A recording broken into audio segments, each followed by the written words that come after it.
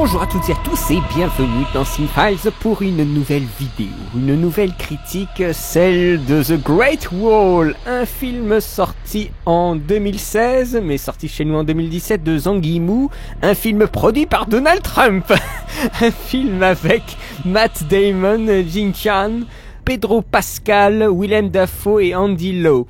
C'est un film qui a coûté 150 millions de dollars. Il en a rapporté pour l'instant plus de 200 millions. Il a, je crois, rapporté en Chine 160, 170. Mais il continue encore d'être en exploitation. Il n'est pas encore arrivé aux États-Unis. Il dure 1h44. Et qu'est-ce qui se passe pendant ces 1h44? Eh bien, c'est Matt Damon, qui est un mercenaire européen qui rejoint les forces d'élite locales chinoises pour affronter une horde de créatures dangereuse. Alors ce n'est pas le premier blockbuster chinois, faut arrêter de déconner, il a bien sûr un fort budget, mais la Chine a déjà livré des blockbusters importants mais qui n'avaient pas été vraiment mis en lumière à l'époque, puisqu'il n'y a pas eu une distribution américaine qui, eux, ils savent comment faire. Mais je pense par exemple à des blockbusters comme The Monkey King ou encore Red Cliff de John Woo qui était sorti, je crois, fin des années 2000. Un grand épopée de 5 heures. Ici, nous avons une durée beaucoup plus courte de blockbuster. Après, on dit blockbuster et ça nous semble nous parler parce que nous sommes européens et il y a quelques codes dans le film qui sont clairement américains. Mais les gens voient ce film comme une espèce de monstre de foire. Regardez les critiques, ça se voit tout de suite. Sans se poser peut-être quelques questions culturelles, quelques questions sur leur regard à eux, de spectateurs, sans le considérer un peu plus sérieusement. On dit tout de suite « Oh mais c'est un peu n'importe quoi, c'est farfelu, oh là là j'y crois pas », des choses comme ça. Or bien sûr ça permet tout de suite après de dénigrer assez facilement le film. Quand les gens ne comprennent pas le film, on l'affûte très, je dirais trop rapidement, de sobriquets, vous savez... Film Z, film B, nanar, ce genre de choses que moi je trouve assez dénigrantes pour un film qui est juste là pour faire de l'argent, pour faire du divertissement, pour faire venir des gens en salle, pour montrer aussi un petit rayonnement chinois qui doit aller au-delà de son propre pays, qui doit essayer de rayonner dans le monde entier. Les Américains, eux, essayent de se placer par rapport à ce rayonnement, surtout que l'année dernière, The Mermaid a fait quand même 500 millions de dollars juste en Chine. Donc c'est quelque chose de colossal. Quand les Américains voient de tels chiffres, ils se disent qu'il y a moyen de faire quelque chose là-bas. Donc, que font-ils? Eh bien, ils orientent leur production et leur diffusion. Ils essayent de se placer. Regardez par exemple le précédent Transformers, qui a des scènes avec des Chinois, ou les scènes supplémentaires créées dans Iron Man 3. L'industrie américaine essaye de trouver des portes d'ouverture. Eh bien, ce film-là est une grande porte qui est ouverte pour nous. Et je trouve que c'est plutôt intéressant parce que nous avons plein de petits aspects que nous retrouverons jamais dans un film américain, mais ces aspects ne sont pas forcément scénaristiques. Ce n'est pas, par exemple, ce qu'on pourrait souhaiter, qui est proprement leur culture à eux, c'est-à-dire la construction de la Grande Muraille. Comment s'est-elle faite au fur et à mesure des siècles? Eh bien, dans ce film, c'est pas du tout le sujet. On pourrait croire, mais en fait, non, pas du tout, c'est de la fantaisie. On repousse notre imagination avec une horde de monstres comme ça qui arrivent et qui attaquent la Grande Muraille, qui est bien sûr sacrément armée, cette Grande Muraille. Honnêtement, je ne sais pas si on a eu une véritable utilisation de la Grande Muraille pour de grandes guerres et des grands assauts. On ne l'a jamais vu au cinéma, au final. Mais dans cette histoire-là, on a clairement de l'aventure, de l'héroïque fantasy. Alors le history accurate, vous pouvez vous le foutre au cul avec ce film. Hein. C'est ça qui est presque cool. Dès le départ, on dit c'est une légende. Alors ça donne presque l'excuse à montrer un peu tout et n'importe quoi. On peut se permettre n'importe quel excès. Puisque bien sûr nous parlons de légendes qui sont transmises et déformées, donc légende implique un point de départ, et ce que nous avons nous est peut-être au plus loin en termes de temps de cette légende, donc des choses se sont déformées. La scène par exemple où on a Matt Damon qui lance 3 flèches et qui fait reposer le petit bol sur 2 flèches, là c'est clairement quelque chose de déformé de la légende, bien sûr légende qui n'existe pas, hein. C'est quelque chose qui est monté de toutes pièces. ou encore peut-être des danses pendant les combats, parce qu'il faut montrer quelque chose d'exotique. Il y a un côté un peu singe dans ce film qui montre, regardez, c'est exotique parce que c'est chinois. Donc c'est là où peut-être on peut attaquer et dénigrer le film un peu facilement, alors que en attendant, ce sont des moves de danse, de combat qui sont cool, qui sont agréables à regarder, même s'ils ne sont pas physiquement acceptable, parce que quand on se bat contre des monstres, on va pas commencer à faire de la danse, hein. Je pense qu'il y a aussi des choses à accepter, il y a un contrat à accepter quand on va voir ce genre de film, surtout si on a vu d'autres films de Zhang Yimou. Je pense que les gens qui ont vu Hero ou Le Secret des Poignards Volants, vous savez qu'il aime les danses dans ses combats. Donc c'est pas tout d'un coup comme si c'était une grande surprise et que oh regardez c'est marrant, c'est nanar un peu. Enfin vous voyez, c'est un peu ridicule tout ça, ce genre de réflexion. Il faut savoir de quoi on parle. Quand on voit ce film, on comprend presque pourquoi la Chine a aimé regarder Warcraft, qui a très très bien marché là-bas. Au-delà de la communauté de fans du jeu, on voit qu'il y a un côté pimpant des couleurs, une fantaisie assez simple psychologiquement, ils s'embarrassent pas, ça va très très vite bien sûr. Il y a des compromis du coup à faire avec la Chine et c'est ça aussi qui est assez amusant. Vous avez déjà eu des compromis sans que vous le sentiez forcément venir dans Seul sur Mars. N'oubliez pas que c'est la Chine qui débloque la situation dans Seul sur Mars, avec Matt Damon d'ailleurs comme par hasard, c'est peut-être lui qui a déclenché la envie de faire ce film chez Legendary. Et il y a aussi Premier Contact, n'est-ce pas? Vous n'oubliez pas que dans Premier Contact, c'est un Chinois qui débloque la situation, qui empêche la Terre de s'embraser dans une guerre. Nous voyons que dans les scénarios, même dans les films que vous adorez, comme Premier Contact, enfin je pense que vous avez beaucoup aimé Premier Contact, c'est aussi une stratégie de placement, marketing, de production, politique même, culturelle, de politique culturelle qui s'insère dans la plupart des films actuellement. On doit prendre en compte la Chine dans nos récits, dans les récits américains en tout cas. En France, on s'en fout parce qu'on est constamment en train de regarder notre nombril. Alors il y a cet exotisme, oui, mais quand on a que des occidentaux au scénario, eh ben on n'en a pas tant que ça. En tout cas, on n'en a pas forcément dans le style de personnage, la narration des scènes et la psychologie. D'autant plus que le film va très vite. Le film fait 1h44. C'est très très court. Pour l'amplitude des enjeux du récit, c'est extrêmement court. Donc bien sûr, on va à toute allure. On aurait souhaité peut-être presque 30 minutes supplémentaires. Ça n'empêche pas le film de fonctionner, il n'est pas bâclé, il respecte une structure en 3 actes, le truc vraiment très classique. Le film peut-être, alors que on souhaiterait un exotisme visuel, on souhaiterait peut-être aussi un exotisme au scénario, et ce n'est pas le cas, le film est très très classique. J'avais entendu Durandal dire basique. Bon, c'est un petit peu... Moi je dis classique parce que c'est plus poli, mais en fait, force est de constater que c'est un peu la même chose. Il n'est pas si prenant que ça. Surtout si vous avez vu beaucoup de films d'invasion, à grande échelle, des choses comme ça, vous serez plutôt imperméable, même si les scènes d'action sont agréables, il ne sera peut-être pas très prenant. Le traitement est équilibré, mais pour le peu qu'on nous donne sous la dent, il est équilibré dans cette voie-là. Après, on souhaiterait plus, et là, ça deviendrait peut-être une chimère qui serait incontrôlable, parce que quand on réfléchit, il y a beaucoup de personnages quand même. Les principaux sont limités, mais il y a beaucoup de petites figures, ne serait-ce que tous les généraux, il y a un soldat sauvé par Matt Damon, il y a les 3 occidentaux, il y a quand même du monde, donc il faut savoir un peu identifier chacun de ces personnages. Il y a aussi un espèce de chinois qui est un stratège, c'est-à-dire qu'à chaque fois qu'il y a un problème, ils font venir le stratège. Alors c'est un mec qui n'a pas d'armes, mais qui sait plein de choses. Moi j'ai beaucoup aimé ce personnage parce qu'il est toujours là pour dire ce qu'il y a à faire et il sait tout. Le gars, moi j'ai beaucoup aimé. J'ai beaucoup aimé et en l'aimant, moi je n'ai pas des mots blessants à lui donner comme nanar par exemple. Moi je trouve que c'est souvent utilisé sans faire exprès, j'ai presque envie de dire comme une insulte. Une façon de dénigrer le film.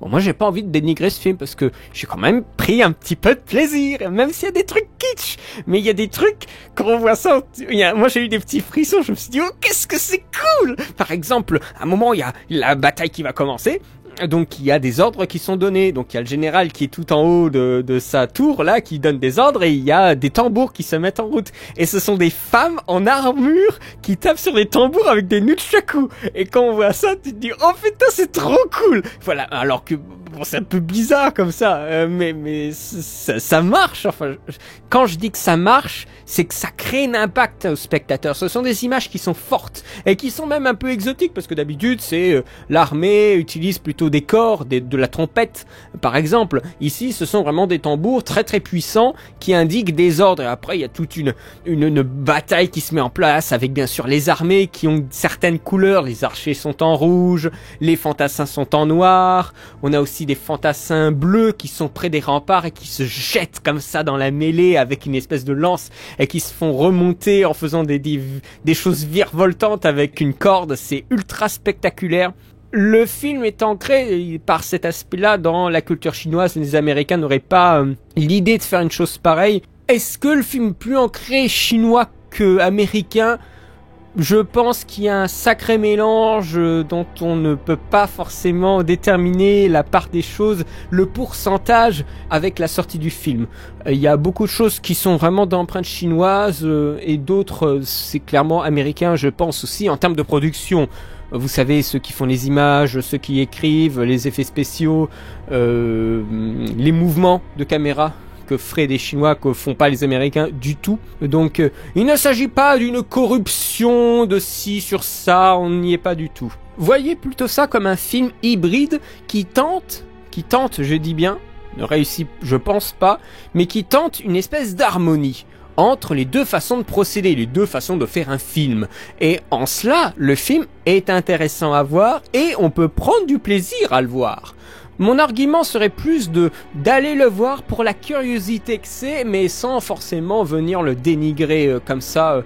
On peut le dénigrer en tant que film, mais pas en tant que curiosité exotique, comme si vous alliez dans un zoo pour voir le toucan qui a 2 becs, vous voyez ce que je veux dire, hein. J'étais par contre un petit peu déçu, parce qu'on parle de grande muraille, or the Great Wall, en plus en Amérique ça a une double signification maintenant ce terme, the wall, mais c'est la grande muraille, tout le monde dans le monde connaît la grande muraille, et pourtant le final du film ne se déroule pas sur la grande muraille. Il se déroule dans la capitale, puisque les monstres sont arrivés à bon port et essayent de menacer l'empereur. Alors le chapitre final se déroule dans la capitale et pas l'ultime push sur la grande muraille qui a déjà bien résisté. Je trouve ça dommage de pas rester sur la muraille comme si elle avait déjà tout montré de ses capacités. Je trouve ça regrettable. Voilà, et du coup ça donne moins de l'importance au titre et au symbole de la grande muraille dans le film. Même si c'est, voilà, dans l'idée de faire quelque chose en crescendo, donc quelque chose de plus dramatique. Donc, qu'est-ce qu'il y a de plus dramatique que montrer que les monstres sont passés à travers la grande muraille? Ils sont passés en dessous, en creusant un tunnel plutôt qu'un ultime push contre les murs. Donc voilà, bien sûr, ça crée de l'enjeu. Oh là là, il faut arriver vite à la capitale, on va prendre des montgolfières. Alors, vous voyez, il y a une espèce de crescendo qui va à n'en plus finir. Et qui monte justement comme les héros montent une tour pour essayer d'exterminer la horde. Voilà, le film se place à ce niveau-là, il y a un crescendo, encore une fois, ça c'est très classique, 3e acte qui augmente la dose, ça c'est très classique scénaristiquement, je vous ai parlé de structure en 3 actes, film classique, on est complètement là-dedans. Il y a un autre aspect, on va plutôt maintenant se concentrer sur des personnages, mais il y a un autre aspect qui a été aussi pointé du doigt pendant la promotion du film, c'est la question du whitewashing. Cette question concernant ce film provenait d'une vedette de sitcom chinois, LOL, comme si on allait donner de l'importance à ça. Alors je suis sûr que la sitcom est très très bien hein, et qu'elle a beaucoup de succès, mais une vedette de sitcom qui commence à avoir un rayonnement pas possible. C'est ça aussi que le problème sur internet, c'est qu'on peut faire feu de tout bois, même si le bois est insignifiant. Si c'était quelqu'un qui avait vraiment de l'importance dans les médias, ça pourrait avoir une quelconque incidence, mais là c'est juste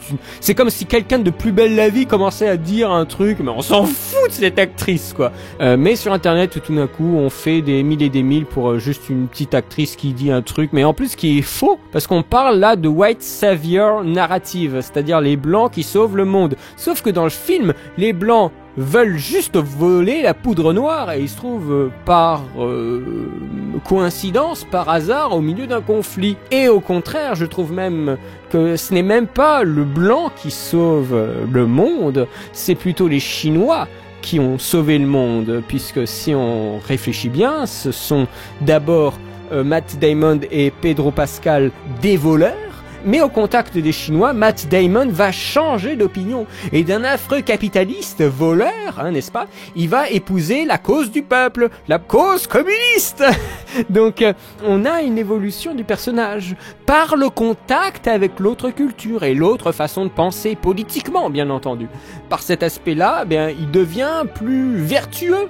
Alors je m'attendais presque à la fin du film qu'il soit une espèce de petit forban qui prenne quand même un petit peu de poudre noire avant de s'en aller au large, mais en fait non, il est vertueux jusqu'à la fin, le Matt Damon, parce qu'il a bien changé, une bonne évolution de personnage. Mais ce que je veux dire ici, c'est que c'est grâce à eux qu'il devient un meilleur homme, c'est-à-dire l'homme, le héros blanc qui va apprendre d'autres cultures, des codes qu'il ne connaissait pas avant. Et Zhang Yimou affirme que Matt Damon ne joue pas un rôle prévu à l'origine pour un Chinois ou un Asiatique. Donc le whitewashing de ce film n'existe pas. Plus une confusion de débat en fait.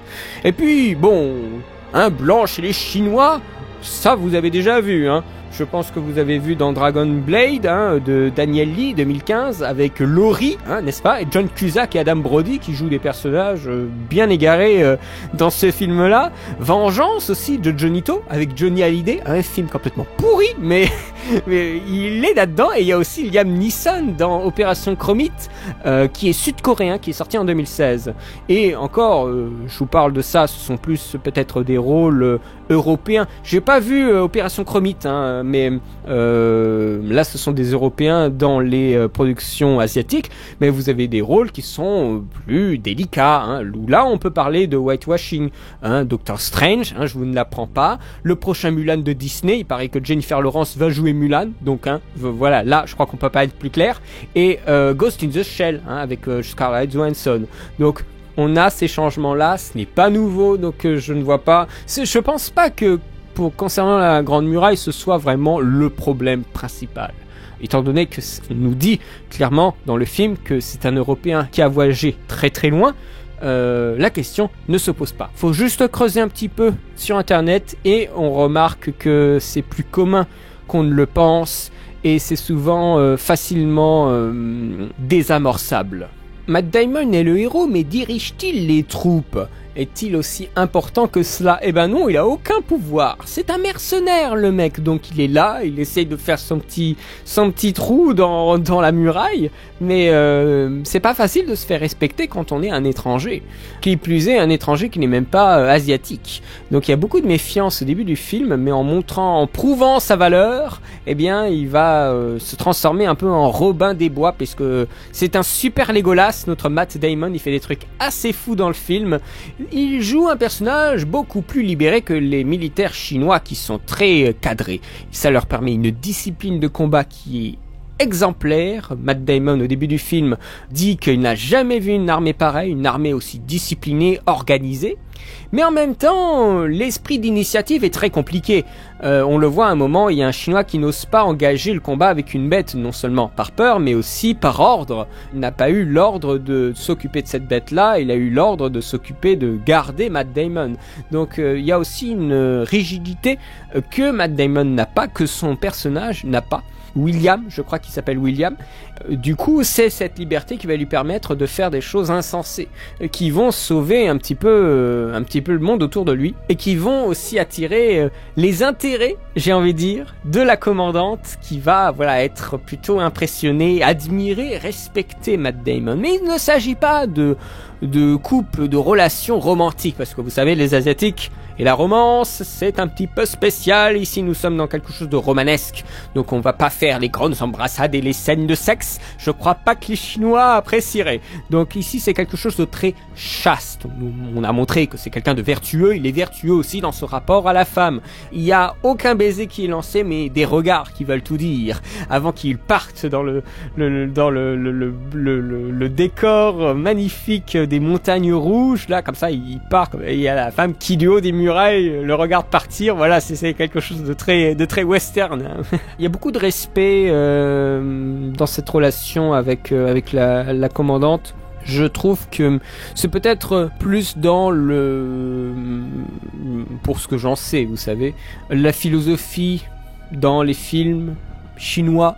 Peut-être là, du coup, c'est un côté culturel. La philosophie du sacrifice pour le peuple aussi.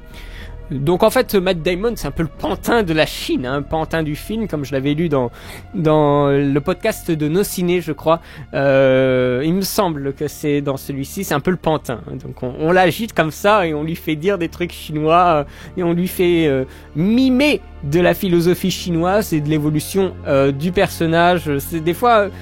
Je pense que c'est vraiment très méchant de le prononcer de cette façon, mais on a peut avoir l'impression, si on connaît un petit peu les codes culturels de la Chine, de voir un peu comment Matt Damon essaye de jongler avec tout ça, tout en étant bien sûr un Américain. Et en même temps, on a des figures, des icônes chinoises qui sont assez ridiculisées. Je trouve que l'empereur, c'est un petit gamin qui se cache derrière le trône. C'est un empereur de merde, hein, comme j'avais écouté dans une critique, c'est un empereur de merde. Hein. C'est vraiment le petit gars qui fait le cacou quand il est empereur et tout d'un coup, quand il y a un monstre, il se cache derrière son trône. Le film est un peu à deux vitesses. Je pense que c'est aussi du fait qu'on n'est que des scénaristes américains qui essaient d'imiter le style chinois. Je ne sais pas à quel point des Chinois se sont occupés du scénario, mais en tout cas dans ceux qui sont crédités, ils n'ont pas l'air d'être très chinois, étant donné qu'il y a l'écrivain qui a fait World War Z, le livre là le guide de survie. Je crois que c'est Max Brooks, je suis pas sûr du nom.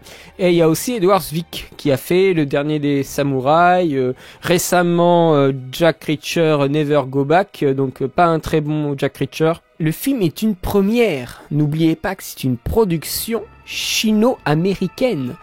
Alors, le film est produit par Legendary Entertainment. La boîte n'est plus américaine. Bien sûr, il y a beaucoup d'Américains à l'intérieur, mais en théorie, elle n'appartient plus aux Américains. Elle appartient à Wanda Group, qui est une compagnie dont les quartiers se trouvent à Pékin. L'achat de Legendary a été opéré en début 2016. Le tournage du film a été en mars 2015, donc quand le film a eu le feu vert, eh bien c'était encore avec une production américaine, enfin on va dire estampillée, qui appartenait aux Américains.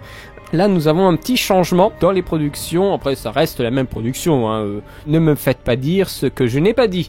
Le film est pour le marché chinois, qu'elle représente maintenant beaucoup d'argent. C'est un film qui est pour moi, à la fin quand je l'avais vu, un film vitrine. On veut montrer ce que peuvent faire les Chinois dans le monde, avec une distribution très importante. Mais le problème, c'est que les Américains, eh bien, ils mettent beaucoup d'argent aussi dedans, et du coup, il y a des aspects qui échappent un petit peu à ce qu'on aurait souhaité peut-être dans l'exotisme et dans un film asiatique.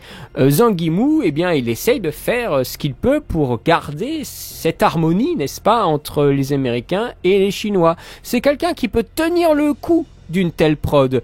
Par exemple, on aurait pu peut-être souhaiter John Woo, hein, parce qu'il avait fait Red Cliff en 2008 ou 2009, qui était un film incroyable, une énorme épopée. Mais c'est aussi John Woo, quelqu'un qui a eu des problèmes avec les prods américaines.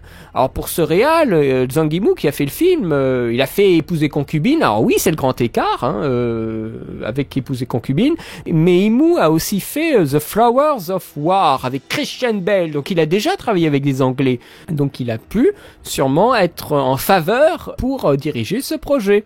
Il en résulte de magnifiques décors.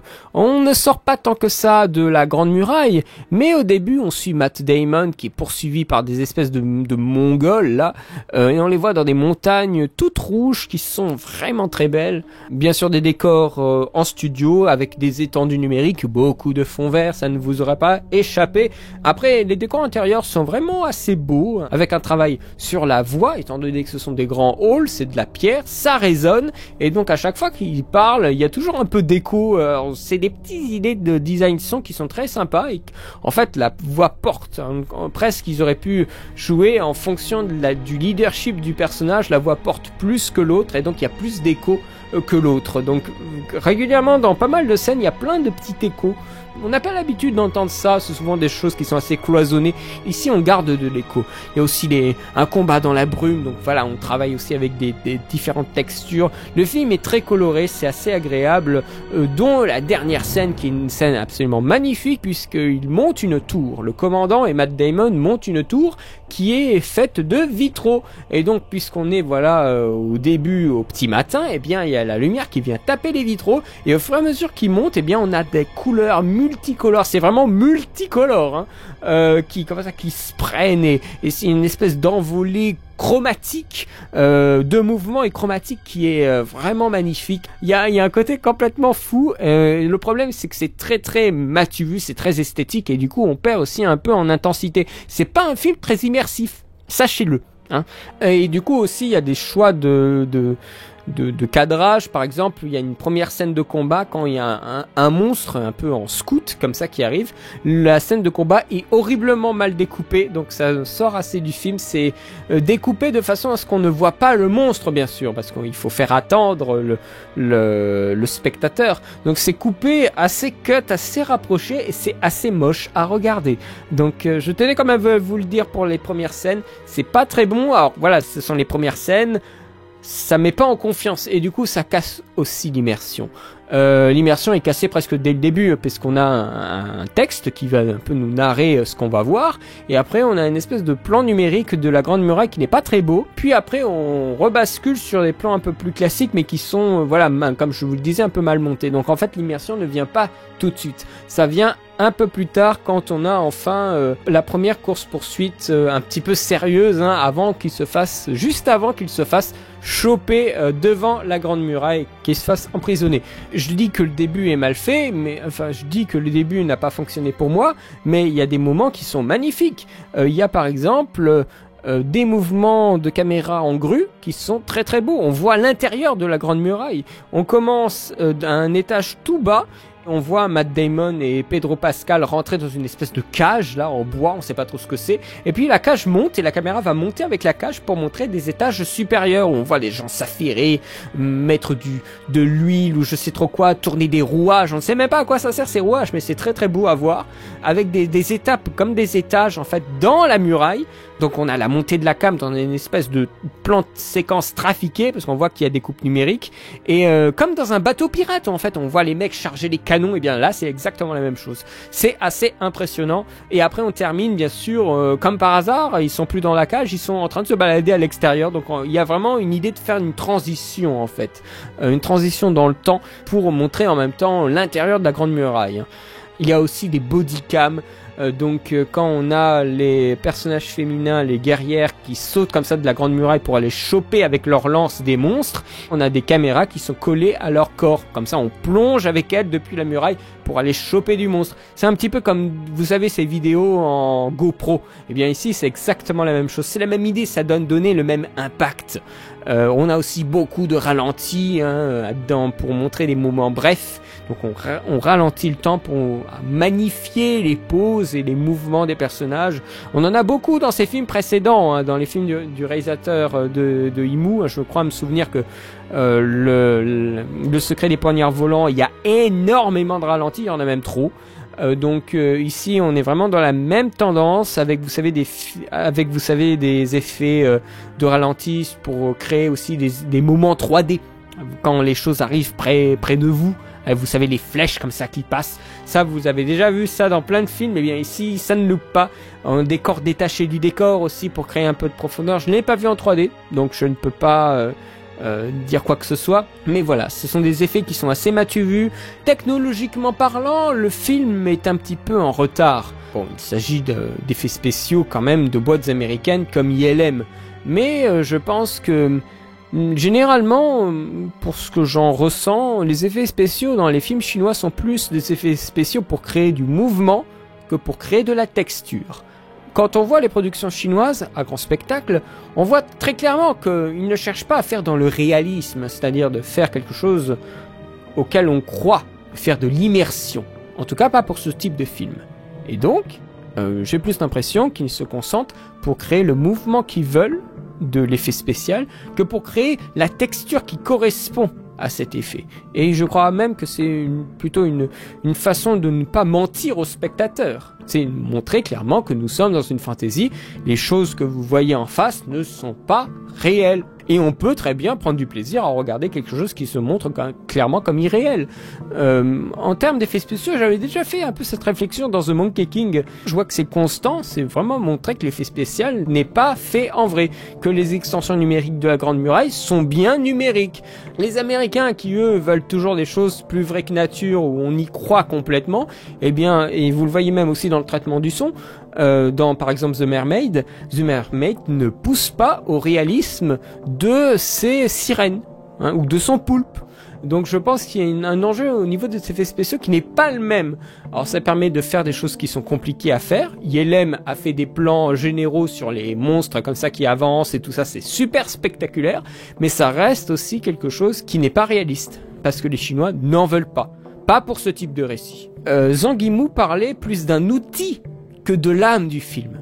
Et ça, c'est complètement vrai. Regardez des films comme Le Hobbit ou Avatar, les effets spéciaux se veulent complètement intégrés à l'action, à la narration. Dans ce film-là, non. Dans ce film-là, c'est montré très clairement que il y a des effets spéciaux, c'est moche, mais ils s'en foutent parce que c'est le mouvement qui doit créer l'emballement. Après, ça peut desservir aussi l'emballement même. Il y a un des derniers plans du film quand on a le dernier saut héroïque de Matt Damon avec Jin Chan, où on les voit comme ça dans leur armure, comme ça sauter pour essayer de faire un dernier tir assez héroïque. Le plan est moche, il est moche. On pourrait presque faire un mème internet avec ce plan. Il est vraiment moche. Surtout on a Matt Damon en mode mâchoire serrée comme ça, il a l'air tout constipé quand il saute, c'est super mal fait.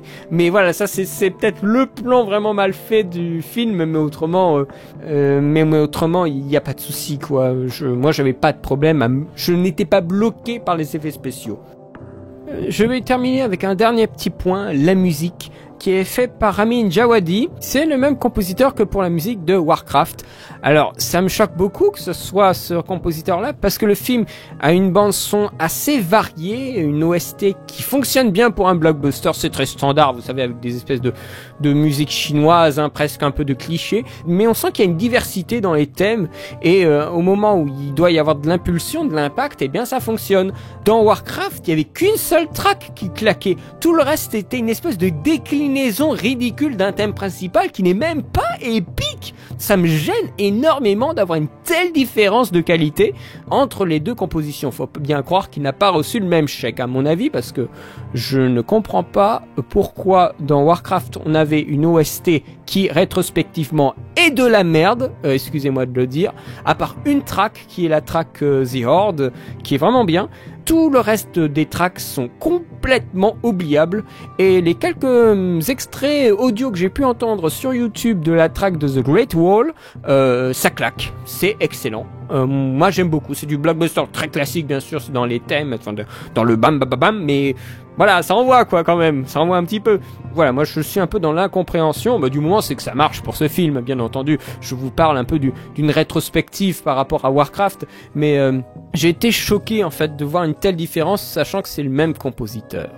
Ceci étant dit, c'est une coproduction sino-américaine d'heroic fantasy calibrée pour draguer le monde autour de lui, travailler sur de nouveaux marchés, avec de nouveaux marchés, un film qui essaye de faire le pont, comme il peut, dans un équilibre d'harmonie entre des postes clés, chinois et américains, pour faire le film. Je trouve que le film y arrive, j'ai quand même pris du plaisir. Ça veut pas dire que parce que j'ai pris du plaisir que le film y arrive objectivement, mais je trouve que pour ma part, il réussit quand même à faire un petit peu son taf et à être un petit peu en dehors du Marvel DC et des trucs comme ça où on s'en fiche tellement ça devient classique et chiant.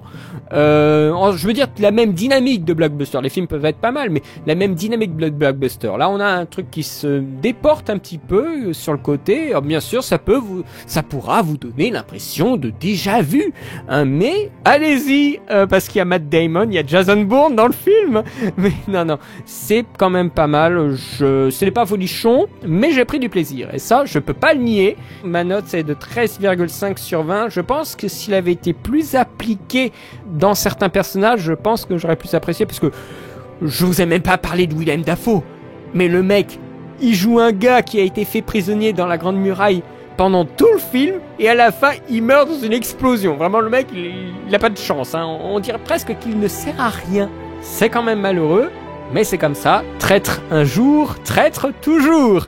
Voilà, j'ai terminé ma critique pour cette expérimentation de production, ce divertissement qui reste honnête. J'espère que si vous l'avez vu, que vous avez quand même pris un petit peu de plaisir, ce serait quand même regrettable. Mais en même temps, le film il dure pas très longtemps, vous n'aurez pas perdu beaucoup de temps.